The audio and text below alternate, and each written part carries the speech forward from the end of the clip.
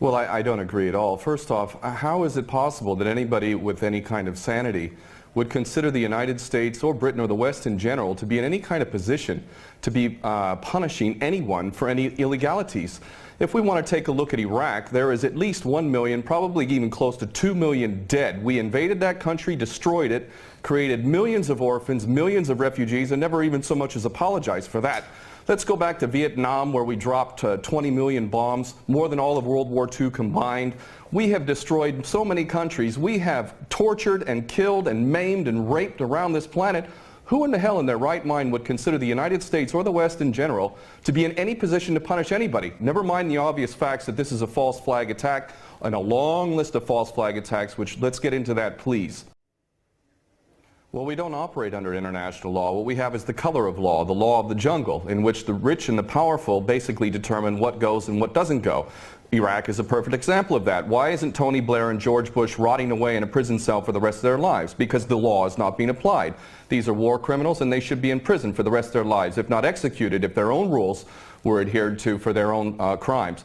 Not only that, but we need to really understand the truth here. First off, all of these players, these politicians, are nothing more than puppets. They don't serve the people. There is no real democracy. They really serve the rich and powerful who run the world, and that would be the bankers who control the money supply. The bankers, of course, make huge amounts of money. Whether they make bad investments or not, wars are great for them, and ultimately they control the politicians, and that is why we see these policies.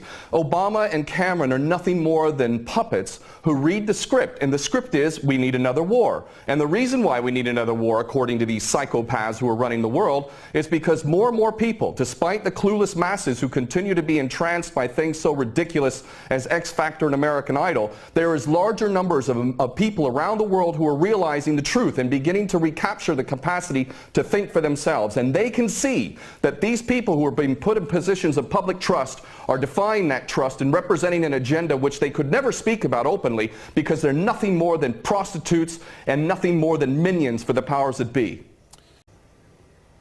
Well, the Greater Israel Project is all about destabilizing surrounding nations, ultimately in pursuit of this dream of Greater Israel from the Euphrates down to the Nile, all the way over to the Eastern Mediterranean. This is the dream of these psychopaths, and so destabilizing governments, creating sectarian strife is all part of that menu and all part of the design to create Greater Israel. So that goes, that's self-evident. But I have to go back to what this gentleman is saying in Washington, D.C. about America not wanting to get involved, or Obama not getting involved. What are you talking about?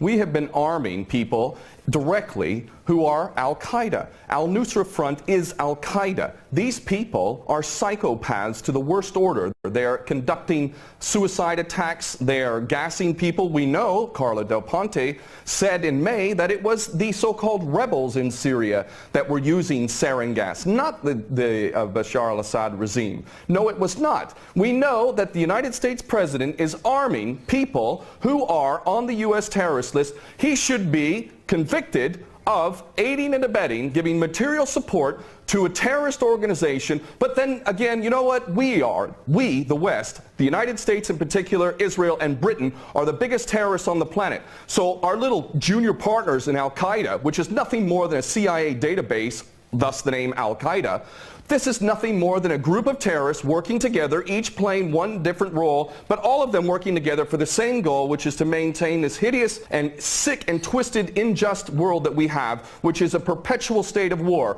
Always one illusion, one boogeyman after another. But the fact is, Obama is nothing more than a puppet war criminal, just like his predecessor and every other U.S. president before him. So please don't tell people out there that the U.S. is not involved. It's directly involved, and it is arming people who are absolute psychopaths.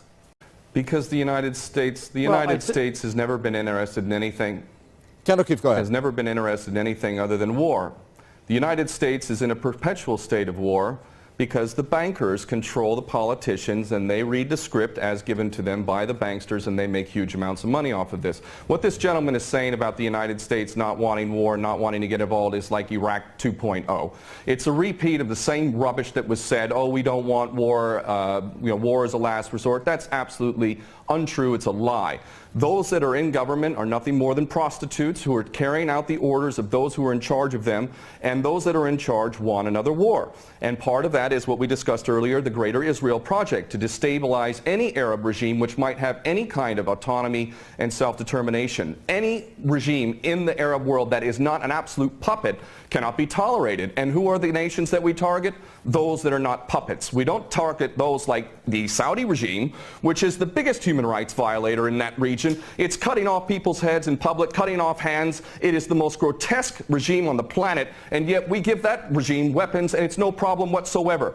The duplicity and hypocrisy of the United States and the West can't even be measured. It is so enormous. And these mouthpieces, such as this gentleman in Washington, is only doing a disservice to himself and his country. And the fact is that American sons and daughters will get involved in this yet again, and these chicken hawks who are pretending to care about the Syrian people are going to be sacrificing not their own sons and daughters. I would like this man to send his sons and daughters and his grandchildren off to Syria when this turns into a greater conflict, because this is what we're flirting with, is a world war, a third world war. This is not a joke. We are flirting with a third world war on the basis that apparently we care so much about the Syrian people, just like we care so much about the Iraqi people and the Afghani people. The only people that buy this sort of stuff are either bought-off prostitutes or the dumbest of the dumb. And we're also led to believe that Assad is the dumbest idiot dictator on the planet now, isn't he? Because he invited UN inspectors to come in, and he brought them in on the very day that they come in. He decides to attack his own people 10 miles away from where the inspectors arrive. This is beyond ridiculous, and the only people that buy this, again, are bought-off prostitutes or the dumbest of the dumb.